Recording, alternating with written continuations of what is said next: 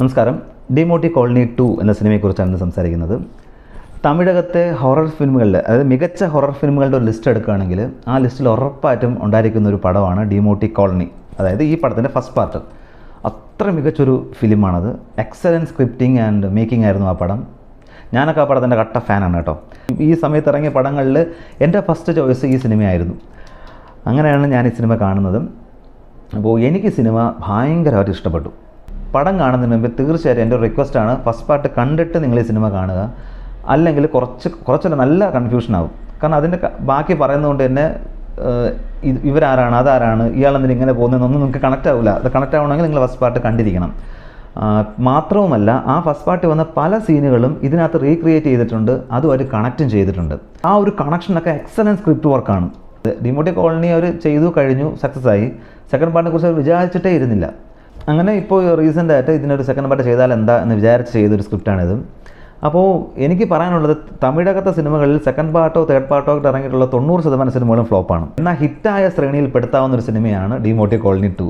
Because പ്രേക്ഷകനെ മണ്ടന്മാരാക്കാതെ നല്ല മെനക്കെട്ടിരുന്ന് ചിന്തിച്ച് കൃത്യമായിട്ട് എഴുതിയൊരു സ്ക്രിപ്റ്റാണ് നമുക്ക് ഈ സിനിമയിൽ കാണാൻ കഴിയുന്നത്. ആർട്ടിസ്റ്റുകളുടെ പെർഫോമൻസോ ക്യാമറ വർക്കോ ഒക്കെ തന്നെ നല്ലതായിരുന്നു.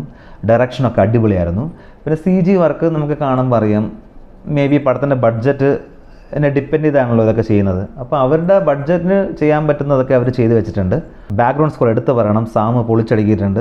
അങ്ങേരുടെ ഒരു ഏരിയ ആണല്ലോ അത്, അങ്ങനെ അത് കിടിലായിട്ട് ചെയ്തിട്ടുണ്ട്. പടം ഫുൾ ആൻഡ് ഫുൾ പോസിറ്റീവ് മാത്രമോ ആണെന്ന് വെച്ചാൽ അങ്ങനെയൊന്നുമല്ല, കുറച്ച് നെഗറ്റീവൊക്കെ സിനിമയ്ക്കകത്തുണ്ട്. അതിലൊന്നാണ് നായകൻ്റെ പ്ലേസ്മെൻറ്റ്. അതായത് നായകനെ ഇതിനകത്ത് കാണിച്ചിരിക്കുന്നത്, അത് ഫസ്റ്റ് പാർട്ട് കണ്ടവർക്കറിയാം, നായകനോട് മരിക്കുന്നതായിട്ട് കാണിച്ചാണ് സിനിമ അവസാനിപ്പിക്കുന്നത്. എന്നാൽ അതിലേക്ക് വരുമ്പോഴത്തേക്കും നായകൻ ജീവിച്ചിരിക്കുകയാണ്, അയാൾക്ക് എന്ത് പറ്റി എന്നുള്ളത് കാണിക്കുന്നുണ്ട്. ബട്ട് പടം ത്രൂ ഔട്ട് കൊണ്ടുപോകാൻ വേണ്ടിയിട്ട് ഒരു നായകനെ കൂടെ ആവശ്യമാണ്. അപ്പോൾ അതിനെന്ത് ചെയ്ത് നായകനൊരു ഡബിൾ റോൾ കൊടുത്ത് വേറൊരു നായകനെ കൊണ്ടുവന്നിട്ടുണ്ട്. ഐ മീൻ ഡബിൾ റോളായിട്ട് സഹോദരനായിട്ട് ഒരാളെ കൊണ്ടുവന്നിട്ടുണ്ട്.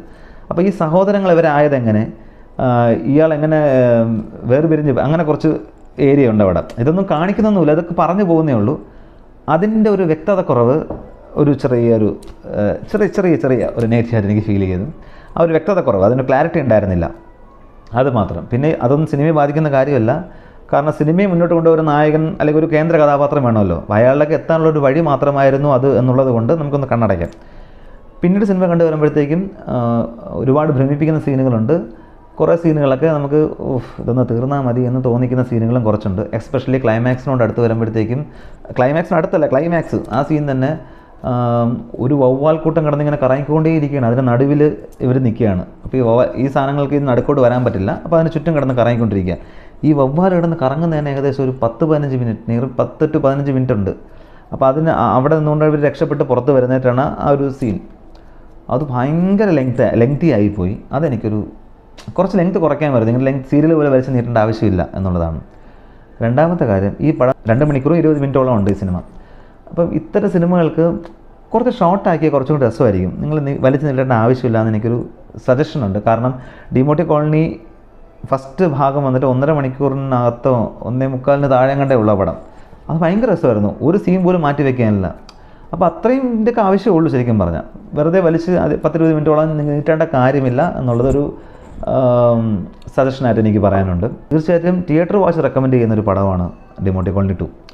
കാരണം അതിൻ്റെ സൗണ്ടിങ്ങും ഒക്കെ അടിപൊളിയാണ്. സാമ കിടിലുമായിട്ട് വർക്ക് ചെയ്തിട്ടുണ്ട്. നമ്മൾ ഞെട്ടിപ്പിക്കാനുള്ള എല്ലാ പരിപാടികളും പുള്ളിക്കാരൻ അതിനകത്ത് ചെയ്തു വെച്ചിട്ടുണ്ട്. ഞാൻ ഒന്നും കൂടി പറയുന്നു, ഡിമോട്ടി കോളനി ഫസ്റ്റ് കണ്ടിട്ട് തിയേറ്ററിലേക്ക് പോവുക, ഇല്ലെങ്കിൽ കുറേ കൺഫ്യൂസ് ആവാൻ നിങ്ങൾക്ക്. നിങ്ങൾ തൊട്ടടുത്ത തിയേറ്ററുകൾ സിനിമയുണ്ട്, കാണുക, വിലയിരുത്തുക.